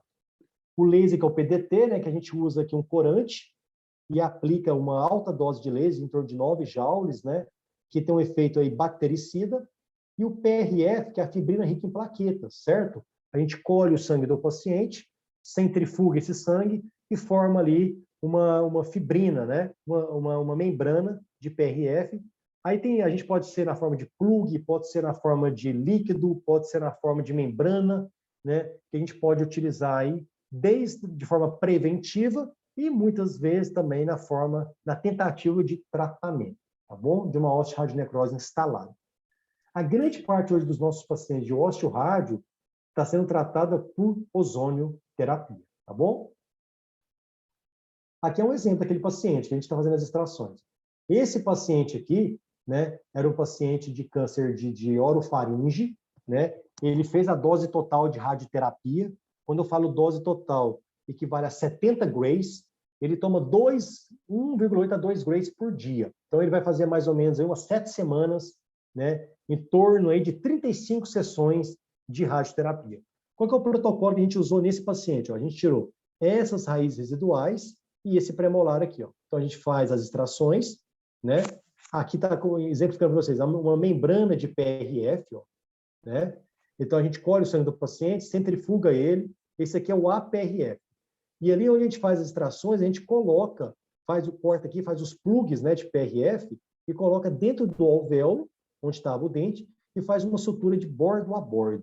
É muito importante você tentar cicatrizar por primeira intenção, tá? Pacientes irradiados, né, não é indicado você deixar cicatrizar por segunda intenção. Então, coapta os bordos. Então, nesse caso aqui, a gente fez isso. Fez aos poucos, você não vai fazer uma exo múltipla em paciente irradiado, tá? Por causa desse risco no atraso da cicatrização, por causa do risco de osteoradionecrose. Então, a gente fez essa membrana. A gente tem um projeto desse lá do doutorado, tá? Que a gente está testando a efetividade do uso de PRF nas exodontias pós-radioterapia de paciente de cabeça e pescoço. Então, a gente está tendo aí um bom sucesso. Aqui, o acompanhamento de 90 dias pós-exodontia. A gente vê uma boa cicatrização, né, do tecido do paciente, aí, graças a Deus, tá bom? Mas é um paciente que sabe do risco de ter osteoradionecrose. Ele tem mais exodontias a serem realizadas. Mas a gente vê, nesse caso específico, um bom resultado com a aplicação aí, do PRF. Pessoal, certinho? Então, da parte de radioterapia que eu trouxe para vocês foi isso. Então, se a gente tem que preocupar com radioterapia em cabeça e pescoço, tá? Acompanhar o paciente nas 3 fases, pré, trans e pós-radioterapia, tá? E ter muito cuidado, principalmente no pós-rádio, com os procedimentos invasivos em gerar osteoradionecrose. O que eu vou falar aqui para vocês também é a quimioterapia, tá? Eu acho que é importantíssimo. Então, isso aqui serve para qualquer tipo de paciente também. A quimioterapia, ao contrário da radioterapia, ele é um tratamento sistêmico, isto é, ele não age somente ali onde está a célula maligna, ele acaba envolvendo outras partes, né, do corpo, por exemplo, medula óssea, né, perda de couro cabeludo, né, alopécia, efeitos também na mucosa oral, assim, os mesmos efeitos que a rádio produz, mucosite, xerostomia, disgeusia, a quimioterapia também pode produzir. Por que a quimioterapia também gera reações adversas? Porque ela também não é seletiva, tá? O quimioterapia não age somente em células malignas, ele atua também em células sadias, principalmente células que têm uma alta proliferação celular. Radioquímio tem uma preferência muito grande por células de alta proliferação celular. Por isso que elas são usadas para tratar câncer, porque uma das características das células do câncer é a alta proliferação celular. E a quimioterapia pode ser feita via endovenosa, via oral, intramuscular, então intratecal, né? Então são várias as vias que o paciente possa estar usando aí a quimioterapia. Então, eu faço essa alerta porque muitas vezes o paciente pode chegar fazendo quimioterapia via oral, em comprimido, tá? E muitas vezes a gente tem a ideia de que quimioterapia é somente aquela que toma na veia. Não, não é só que toma na veia, tá bom? Então, qualquer medicação que o paciente chega para vocês, que você não conheça aquela medicação, é um paciente oncológico, né, procure buscar saber qual é o princípio ativo daquela medicação. Vou dar um exemplo, por exemplo. O metrotexato. O metrotexato é uma medicação EV, mas que pode ser tomada também via oral, tá bom? Então, a gente tem que ter cuidado com isso aí, tá? Chegou a medicação, a gente não é obrigado a saber tudo, né? Tanto é que tem muitas marcas hoje de medicamentos, da indústria farmacêutica, então, não sabe, pega ali um aplicativo, procura saber ali qual é aquela medicação. Se for um quimioterápico, fique atento, né, caso você for fazer algum procedimento. Então, como eu falei, as toxicidades da quimioterapia, ela afeta diversos órgãos, é um tratamento sistêmico, ao contrário da radioterapia. Então, aqui, mucosa oral, basicamente os mesmos efeitos que a rádio produz, a quimioterapia também vai produzir. A diferença é que, por exemplo, a hipossalivação, a xerostomia, ela não é permanente. Passado um certo tempo pós-quimioterapia, a saliva volta ao normal, ao contrário da radioterapia, que muitas vezes permanece. Então, ela pode afetar o trato gastrointestinal, por isso que o paciente em quimio queixa de náusea, vômito. Ela pode afetar a medula óssea, por isso que paciente em quimioterapia, se você vai fazer um procedimento, o paciente fez quimio ou tem histórico de quimio, você tem que solicitar hemograma, o paciente pode estar com plaqueta baixa, células de defesa baixa, o paciente pode estar anêmico, né? Ela pode afetar também outros órgãos, como exemplo, rins, fígado, coração, queda de cabelo, astenia, que é uma fraqueza generalizada. Então, assim, a quimioterapia também tem um grande efeito adverso, né, no sistema orgânico dos nossos pacientes, tá bom? O que é importante eu saber de quimioterapia? O paciente chegou para vocês para ser atendido. Ele, vamos supor, em duas situações. Ele já fez quimioterapia, não está mais em quimioterapia. Ele tem um histórico de quimioterapia. Solicite hemograma e coagulograma, independente de quanto tempo esse paciente terminou a quimioterapia, tá? Porque um dos efeitos adversos dele é da medula óssea, é promover queda de plaqueta, queda de célula de defesa, queda de hemácias, tá bom? A gente tem uma paciente, por exemplo, é uma paciente que tratou de câncer de mama, ela finalizou a quimioterapia em dezembro. Em dezembro. Nós estamos em junho. Até hoje ela não recuperou a imunidade dela, tá? Ela está com neutrófilos 900, 800, e a gente, para intervir, os neutrófilos têm que estar acima de 1000. Então, quer dizer, tem quase 6 meses que ela finalizou a quimioterapia e o hemograma dela não voltou ao normal. Por isso, assim, fez quimioterapia, independente do tempo, tem que solicitar um hemograma e um coagulograma. Outra questão importante, se o paciente está em quimioterapia, é o ciclo de quimioterapia dele. Então, a gente tem paciente que vai fazer quimio uma vez por semana, tem paciente que vai fazer quimio quinzenal, tem paciente que vai fazer quimio a cada 21 dias. Então, o que é quimioterapia? Quando fala em quimioterapia, o que eu tenho que lembrar? Mielossupressão. Queda das células sanguíneas. Isso numa cirurgia pode me dar o quê? Uma hemorragia. Esse paciente pode ter uma infecção e evoluir para uma septicemia, porque estava com a imunidade baixa. Então, a gente tem que saber a questão dos ciclos de quimioterapia, tá bom? E existe um período pós-quimioterapia que a gente chama de período nadir. É aquele período em que o paciente está mais imunossuprimido. Então, é um período de maior risco de você realizar uma intervenção odontológica no paciente. Aqui eu estou dando um exemplo de um hemograma, tá? Então, outra questão importante aí, ó, para os nossos alunos, colegas cirurgiões dentistas, nós temos que, quem vai atender paciente oncológico, tem que saber ler um hemograma, tá? Principalmente pacientes em quimioterapia, pacientes, por exemplo, de mieloma múltiplo, pacientes de leucemia. Então, a gente tem que saber ler um hemograma. Então, basicamente, o hemograma ele tem 3 questões, né? O eritrograma, que é a série vermelha, onde eu vou avaliar principalmente quadros de anemia. O leucograma, que eu vou avaliar as células de defesa, a imunidade do meu paciente, e as plaquetas. Então, existem algumas células mais importantes que outras para a gente avaliar. Por exemplo, no eritrograma, eu vou olhar muito a hemoglobina.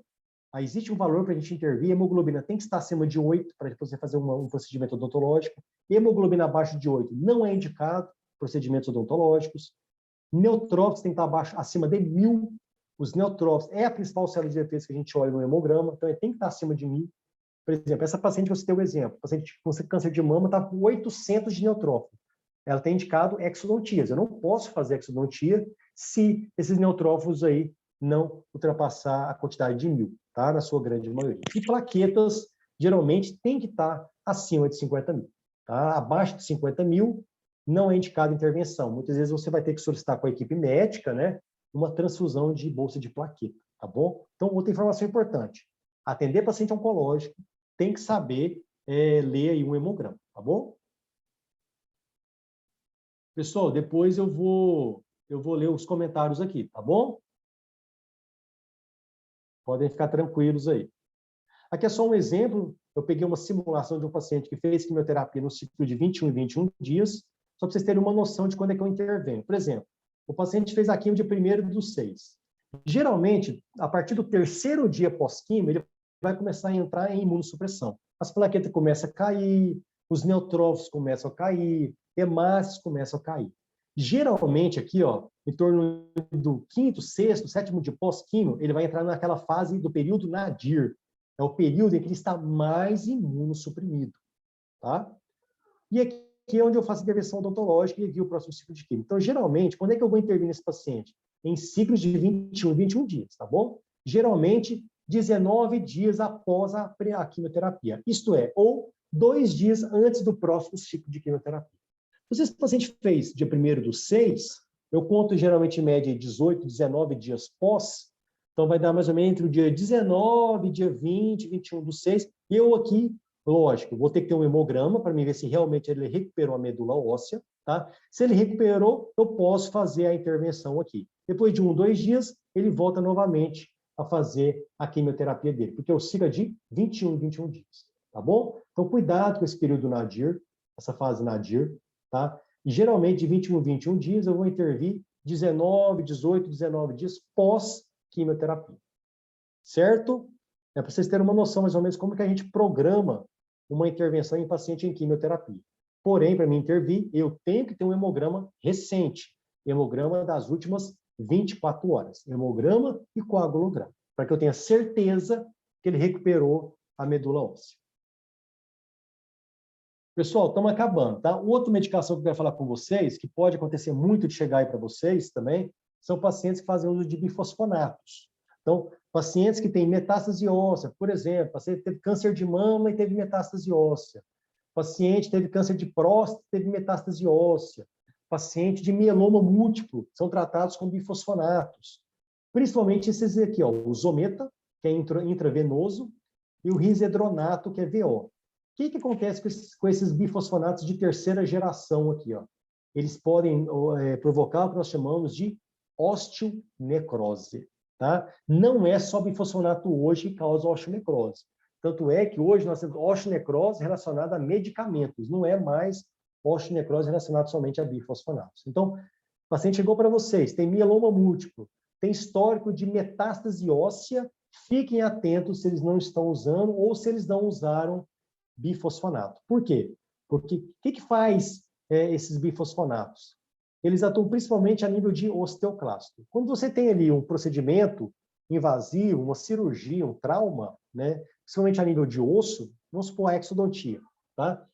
Os osteoclastos vão lá reabsorver e os osteoblastos vão fazer a deposição óssea. Quer dizer, os osteoclastos são necessários para que ocorra a remodelação óssea. O que o bifosfonato vai fazer? Ele vai atuar aqui, anulando a ação dos osteoclastos. Então, se não tem osteoclasto, você não tem remodelação óssea. Então, o osso vai necrosar. É o que nós chamamos aí de osteonecrose relacionado ao bifosfonato, tá bom? Então, fiquem muito atentos, tá, às medicações que os pacientes usam. Tem paciente também, pessoal, que está usando bifosfonato, por exemplo, para osteoporose, osteopenia, doença de Paget. Na verdade, são bifosfonatos de segunda geração. O risco é menor de ter uma osteonecrose, porém, fiquem atentos. E muitos pacientes chegam relatando que está usando vitamina para osso. E, na verdade, é um bifosfonato. Tá bom? Aqui alguns exemplos. Ó. Então, clinicamente, ele é muito parecido com a osteoradionecrose, ó, né? Aqui por trauma de prótese e aqui por exodontias dentárias. O osso também fica exposto, é um osso necrótico. Tá? A forma de tratamento é a mesma, geralmente, que a gente usa para a osteorádio. Então, assim, a gente usa a ozonoterapia, a gente pode usar PRF, a gente pode usar o PDT, tá bom? E também aquilo, não há certeza de cura, de 100% de cura para o paciente. O que a gente consegue perceber é que o prognóstico da osteonecrose é melhor, é mais favorável do que o prognóstico da osteoradionecrose, tá bom? Aqui só passando para vocês um protocolo que a gente utiliza em caso você precise fazer, por exemplo, uma exodontia em pacientes que usam bifosfonato. Esse protocolo serve também para o paciente que fez radioterapia, tá bom? Então, se eu vou atender o paciente que fez rádio na cabeça e pescoço, ou que está usando bifosfonato, tá? É o mesmo protocolo. O nosso protocolo, a gente inicia o ozônio lá no pré-operatório. Então, a gente inicia 3 semanas antes, aplicando gás ozonizado e água ozonizada, tá? E no pós-operatório a gente mantém também o gás, a água e a gente acrescenta o óleo ozonizado. Então, isso começa lá no pré. A gente passa antibiótico para o paciente para iniciar 3 dias antes do procedimento. Então, se eu vou fazer uma exodontia, o paciente usa bifosfonato, o paciente é irradiado, ele vai iniciar um antibiótico 3 dias antes, né? Ó, sutura bordo a bordo, cicatrização por primeira intenção. Aqui você pode lançar a mão também do PRF, por exemplo. Remoção de sutura após 14 dias, bochecho com clorexidina. Além disso aqui, além do ozônio, né, como eu falei, a gente pode lançar a mão também no pós-operatório do PDT, a gente pode lançar a mão aqui no transoperatório do PRF. Então, o protocolo que nós utilizamos para o paciente que usa bifosfonato, que é risco de osteonecrose, e para o paciente irradiado em cabeça e pescoço é praticamente o mesmo. Porém, o paciente irradiado costuma ter aí um prognóstico menos favorável. E para a gente finalizar, pessoal, outra terapia hoje que já está se usando muito, que está em desenvolvimento, é uma área hoje que mais se pesquisa no mundo, é a chamada terapia-alvo e a imunoterapia. São medicamentos, né? Nós chamamos de anticorpos monoclonais, são anticorpos que vão agir especificamente em proteínas específicas do tumor. Então, qual que é o objetivo dessa terapia? É promover menos reações adversas aos pacientes. Então, se ele vai agir especificamente na célula tumoral, ao contrário do que faz, por exemplo, a quimioterapia, a radioterapia, que atua tanto em célula maligna como em célula normal, essa terapia-alvo no futuro é isso, é você dar um tratamento com menos reações adversas e com mais qualidade de vida para o seu paciente. Então, nós temos a terapia-alvo, que são esses anticorpos, e a imunoterapia, né, que são medicamentos também que vai estimular o sistema imunológico do paciente a atacar aquelas células malignas, tá bom? Então, já temos aí muitos pacientes já lançando mão desse tipo de tratamento. Então, a gente tem que ficar muito atento a isso, principalmente por causa disso aqui, ó. Esse aqui são alguns exemplos de anticorpos monoclonais que esses pacientes podem estar usando. O que eu chamo a atenção, pessoal? Se você vai atender um paciente que ele está usando essas medicações, principalmente, tá? São as mais prescritas hoje, essas medicações elas podem promover o quê? Uma leucopenia, isto é, reduzir a quantidade de neutrófilos e elas podem promover redução de plaquetas. Então, se eu vou atender o paciente, ele usa trastuzumab, imatinib, temodal, bevacizumab, denosumab, essas medicações MAB, aqui que termina com MAB, IB, né? O que eu tenho que fazer para atender esse paciente? Eu tenho que ter um hemograma recente nesse paciente, tá? Por quê? Porque você pode fazer um procedimento, esse paciente está com o neutrófilo muito baixo e ele evolui com uma septicemia. Ou você tem uma hemorragia na cabeça. Por exemplo, o trastuzumab, ele é muito usado para quem tem câncer de mama. O imatinib, que é o Gleevec, ele é usado para quem tem leucemia. O temodal é usado para quem tem tumor cerebral. O bevacizumab é muito usado para câncer de pulmão. O denosumab, ele é utilizado para quem tem osteoporose e também para quem tem metástase óssea. Então, essas medicações aqui, ó, elas podem promover leucopenia. E eu chamo a atenção também que desses dois, que é o bevacizumab e o denosumab, que eles também, além dos bifosfonatos, eles podem promover também osteonecrose. Tá certo? Então, são medicações importantes, mesmo que você não decore o nome, qualquer medicação diferente, peça para o paciente trazer a bula, trazer o remédio. Tá? Ele pode estar falando que é uma vitamina, e na verdade é um bifosfonato. Ele pode estar falando que isso aqui, muitas vezes, é um quimioterápico. Não é um quimioterápico, é um anticorpo monoclonal, um mecanismo é diferente. Pegue o nome, se você não sabe, pesquise, tá certo? Vai lá nas reações adversas das medicações e olhe. Pode ser que, por exemplo, né, o trastuzumab possa ser fabricado por uma outra empresa farmacêutica, que venha com outro nome comercial. Nós não somos obrigados a guardar tudo, mas vá no princípio ativo, né? Por exemplo, imatinib, o nome comercial é o Gleevec, mas pode ter outro nome, outra indústria pode lançar outro nome, e eu posso talvez nem saber que lançou. O que eu vou fazer? Se é uma medicação que eu não conheço, pesquiso, vejo o que é o princípio ativo, mecanismo de ação, para que eu atenda com segurança esses pacientes. Tá certo, pessoal? Então, isso é o que eu tinha para falar com vocês aí, ó. Foi quase 1h30, tá? Eu finalizo com essa mensagem do José de Alencar, que eu gosto bastante. O sucesso nasce do querer, da determinação e da persistência em se chegar a um objetivo. Mesmo não atingindo o alvo, quem busca e vence obstáculos, no mínimo fará coisas admiráveis.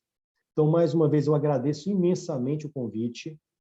Eu fico aqui à disposição. Eu sei que talvez é muita informação por um tempo muito curto, né? Mas eu espero aí que vocês possam ter absorvido aí informações que possam contribuir para a atuação clínica de vocês aí, a nível de consultório, ou quem for seguir essa área, né, da odontologia hospitalar. Então, mais uma vez, obrigado. E eu fico à disposição aí para tirar as dúvidas, caso vocês tenham. Eu vou deixar aqui o meu contato, tá? O meu e-mail está aqui, dentistamaceda@hotmail.com. No Instagram também, se quiser me mandar lá via direct. Fiquem à vontade aí para entrar em contato. Se vocês atenderem algum paciente tiver em dúvida, vocês podem entrar em contato comigo aí, que eu gosto de conversar, eu gosto de discutir caso clínico, tá certo? Seja paciente oncológico, seja paciente com qualquer tipo de comorbidade, de alteração sistêmica, tá bom? Muito obrigada, Giancarlo. Foi excelente a aula, muito boa mesmo. Pessoal, eu disponibilizei aí o link para o certificado, tá? E aí, Giancarlo, tem uma pergunta aqui da Flávia. Você quer fazer, Flávia? Eu posso ler? Oi, Su, pode ler. Posso ler? A Flávia, então, gostaria de saber se mesmo com todos os protocolos para evitar a osteoradionecrose, existe alguma contraindicação absoluta para a extração de raiz residual pós-radioterapia? Então, alguns anos atrás, a gente tentava sepultar a raiz. A gente fazia, quando era possível, fazer o tratamento endodôntico, né? E sepultava a raiz. A gente não teve uma boa resposta disso. Então, assim, se vamos supor, raiz residual, chegou com raiz residual, a indicação é a extração, por mais que tenha um risco do procedimento cirúrgico, porque a própria raiz, se deixar ali, já é um fator de risco para ter osteoradionecrose. Ele pode abscedar, né? Geralmente pode desenvolver uma lesão cística e piorar a situação. Então, assim, hoje a nossa conduta o dente está condenado, não tem como fazer nada, não tem como manter, por exemplo, raiz residual, nós partimos já para o procedimento da extração, sim, tá? Aí a gente usa a ozonoterapia, PRF, bastante orientação. É importante você fazer um termo de consentimento para o paciente. Ele tem que estar muito consciente que aquilo ali pode não dar certo, tá? Ele tem que estar muito bem consciente disso. Mas, assim, graças a Deus, a gente está tendo uma boa resposta disso aí. Por exemplo, a gente atendeu nesses últimos, acho que esses últimos meses, a gente fez em torno de 50 exodontias. A gente tem um caso só que evoluiu, né, com o osteorádio, e graças a Deus esse caso de osteorádio, ele está conseguindo evoluir bem, regredir com ozonoterapia. Mas é aquilo, é seguir os princípios, né? Menos traumático possível, sutura bordo a bordo, tentar usar um desses mecanismos aí, se for possível. Ozônio, vou dar um exemplo. Talvez a pessoa não tenha dinheiro para investir num aparelho de ozônio, por exemplo. Mas você consegue comprar o óleo ozonizado pela internet. Tá? Então, o óleo já ajuda muito. Você consegue comprar ele pronto e dá para o paciente passar em casa, na região da extração, pós a extração. Tá? Então, já ajuda bastante. Certinho, muito obrigada, professora. A aula foi incrível, viu? Eu que Excelente. agradeço. E, Giancarlo, tem algum período, assim, 5 anos depois da rádio, assim, algum período que a chance diminua? Também, isso aí a gente tinha uns estudos, né, que falava que tinha que esperar 1 ano, o outro 5 anos. Não tem isso. Tá? A gente vê que a gente tem paciente que fez extração com 6 meses, 1 ano pós-rádio, evoluiu bem. Nós temos um paciente lá que ele tinha feito um tratamento num hospital particular em outra cidade, ele veio cheio de raiz residual, tá? Muita raiz residual. Ele já tinha 12 anos de radioterapia e ele desenvolveu osteoradionecrose. Então, sim, não conte com isso. 6 meses, 1 ano, 5 anos, 10 anos, eu nem olho isso. Eu falo para o paciente assim, ó, tem chance de ter osteoradionecrose. Você não pode falar que a chance é pouca, a chance é maior, simplesmente tem chance. Então, a gente não olha isso mais, o tempo que fez radioterapia. O fato de ter feito radioterapia, o osso ele vai estar sempre menos vascularizado, né, mais hipóxio. Então, assim, sempre tem chance. Sempre tem chance, tá? O Davi fez uma pergunta também. Por todos os efeitos adversos causados pelo tratamento e pelos riscos posteriores, como reabilitar o paciente de forma segura? Então, na reabilitação, você pode usar as próteses removíveis, né? Prótese. Agora, o que a gente não indica em paciente radiado cabeça e pescoço é implante. Tá? A gente não indica. Muitas vezes, eu nem falo para o paciente que a gente contraindica. Eu não uso essa palavra. Eu simplesmente não indico. Tanto é que a gente recebe parecer de dentista, pedindo nosso parecer, né, para fazer um implante, a gente coloca, ó, a equipe não indica a realização de procedimento de implante dental. Então, tem que eu mostrei um caso aí, né, de uma paciente que foi fazer uma overdenture, né, e que teve a osteoradionecrose. Graças a Deus está evoluindo bem, né, a gente tratou com IPRF, né, está evoluindo bem, né, e é uma paciente que tinha 5 anos de radioterapia. O argumento que o dentista usou foi esse, que ela já tinha 5 anos de radiação e que não havia risco, né?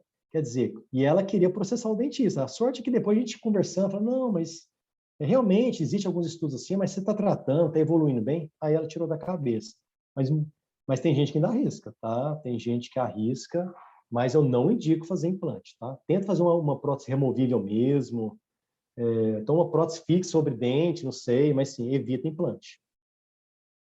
E sempre bem adaptado, né? Não pode ter trauma, não pode juntar biofilme.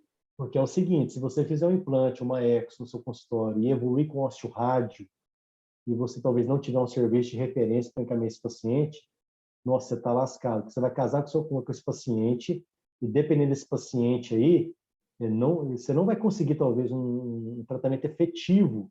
E aí é uma dor de cabeça muito grande. Por isso que o paciente tem que estar muito bem orientado, assinado o documento, porque se der problema e por alguma razão esse paciente querer te levar na justiça, você tem que estar tudo documentado, tá? A Marcela perguntou sobre pedir o exame de CTX em paciente que usa bifosfonato. O CTX é o seguinte, o CTX é um exame que ele avalia a questão de reabsorção óssea, né? O CTX é um exame que é o seguinte, Se dela é abaixo de 100 picogramas, por exemplo, é considerado paciente de baixo risco. Acima de 150, alto risco. O que é o problema do CTX? A gente nem usa mais o CTX. Ele não te dá certeza de nada. A questão do CTX é o seguinte. Tinha um protocolo antigamente que eu falo assim, a gente não usa mais. O paciente usava bifosfonato. Pedia para suspender 3 meses antes, né, fazia o procedimento, esperava 3 meses depois para voltar a fazer o bifosfonato. Tá? O que acontecia quando você suspende o bifosfonato? Você aumenta o valor do CTX. Quer dizer, teoricamente, o paciente se torna de menor risco de osteonecrose. Porém, essa alteração do CTX não te dá certeza de nada. Tanto é que a gente teve uma paciente de maxila, ela fez 2 exodontias em Brasília, o CTX dela estava 450. Fizeram a exodontia e evoluiu para osteonecrose. Tá bom? Então, hoje em dia, o CTX não te dá certeza de nada, tá? E suspender bifosfonato também não adianta nada. Por quê? Porque a meia-vida do bifosfonato é muito longa. Você pegar um Zometa, por exemplo, é 10 anos de meia-vida. Então, se você suspender 3 meses, não vai adiantar nada, né? O bifosfonato vai estar ali agregado à hidroxapatita, tá? Então, é seguir aquele protocolo. Se for possível, ozonoterapia, antibiótico 3 dias antes e manter 7 dias, sutura bordo a bordo, são todas essas questões que a gente está tendo sucesso, tá? Mas os pacientes de bifosfonato, a gente está tendo muito sucesso em relação a esses procedimentos. Mas, assim, o CTX, você pode até pedir e tal, mas não vai te dar certeza de nada, tá? Pessoal, eu enviei o link errado aí, se vocês puderem preencher esse novo link, que a gente tinha feito 2 formulários, eu me confundi aqui com o link. Se vocês puderem preencher esse outro, acho que algumas pessoas já saíram, mas depois eu junto tudo e vejo o que dá. Mais alguma pergunta, pessoal? Alguma dúvida? O Davi. Em um caso diagnóstico de carcinoma no consultório, como informar ao paciente, visto que a situação é bem delicada? Dar um diagnóstico de câncer não é fácil, né? Não é uma situação fácil, né? O primeiro passo que você tem que fazer, jamais dar um diagnóstico desse para o paciente sozinho, né? O paciente tem que estar acompanhado. Então, se você vai entregar um laudo de biópsia para ele, o primeiro passo é o paciente estar acompanhado. Se for possível, você tentar falar com um acompanhante antes. Antes de você falar para o paciente. Para quê? Porque o acompanhante já vai estar sabendo, não vai ser aquele baque todo para o acompanhante tentar dar um suporte para o paciente. Mas, assim, a gente tem as reações as mais variadas possíveis. Tem paciente que chora, tem paciente que fica ali não acreditando, né? Mas o que a gente tenta fazer é o seguinte, eu particularmente vou falar, eu evito falar a palavra câncer no paciente. Eu falo assim, ó, olha, o seu laudo, né, deu uma lesão aqui que ela é maligna, vai precisar de um tratamento, mas eu não uso a palavra câncer, tá? Porque o câncer, o estigma dessa palavra é muito forte. Então é melhor você falar tumor maligno, é uma lesão maligna, mas assim, sempre focar que a medicina avançou muito, tá? Que hoje tem muito tratamento, que está tendo muita chance de cura, e que o paciente tem que acreditar, tem que ter fé. Então você tem que ir para esse lado, tá? Tentar sempre ter um acompanhante junto na cadeira do paciente e tentar amenizar, né? Na verdade, você não vai estar mentindo para o paciente, tá? Evita a palavra câncer e sempre reforça isso, que hoje os tratamentos estão avançados, tem muita coisa aí para ajudar o paciente, tem muito paciente realmente sendo curado e que, na verdade, você não está mentindo para o paciente. Mas não é uma situação fácil e para quem não tem essa experiência de lidar com isso, né, não é uma situação muito fácil, não. Mas é imprevisível, porque você não sabe qual vai ser a reação do paciente. Né? É imprevisível. Né? O que você não pode é desmoronar junto com o paciente. Não sei se aqui no serviço tem, mas quando eu fiz o Na Espera Araraquara, lá eles tinha sempre, todo ano, tinha uma seleção de estagiários, e um dos estagiários era sempre um psicólogo, daí eles tinham uma salinha, aí sempre que, né, depois de fazer a biópsia, né, que confirmava o diagnóstico, aí dava, né, o psicólogo que junto com o Legal. cirurgião dentista que dava o diagnóstico e já fazia o acompanhamento daquele paciente. Era bem interessante também. Isso seria ideal, né? Isso seria ideal ter esse serviço. A gente vê muito isso aí na UTI. Na UTI, a gente, principalmente aqueles pacientes que evoluem mal, né? Muitas vezes evolui para protocolo de morte encefálica, ou o prognóstico é muito ruim, aí geralmente o serviço de psicologia chama a família, né? Já tenta confortar, já tenta preparar, mas infelizmente nos serviços de oncologia não é, infelizmente ainda não é rotina, né? Ao contrário, né? Custa ter psicólogo, assim, são muito poucos, né? O nosso serviço do Hospital do Câncer mesmo ainda deixa muito a desejar nessa parte aí, tanto de psicologia, como de fisioterapia, como de nutrição, precisaria de mais profissionais, né? Sim. Mais alguma pergunta, pessoal? Tô vendo que o pessoal está respondendo o formulário certo agora. Vou mandar aqui de novo. Então é isso, pessoal. Se ninguém mais tiver nenhuma pergunta, eu vou pedir para todo mundo abrir as câmeras para a gente poder fazer uma foto. Professor Giancarlo. Eu vou até interromper aqui a gravação.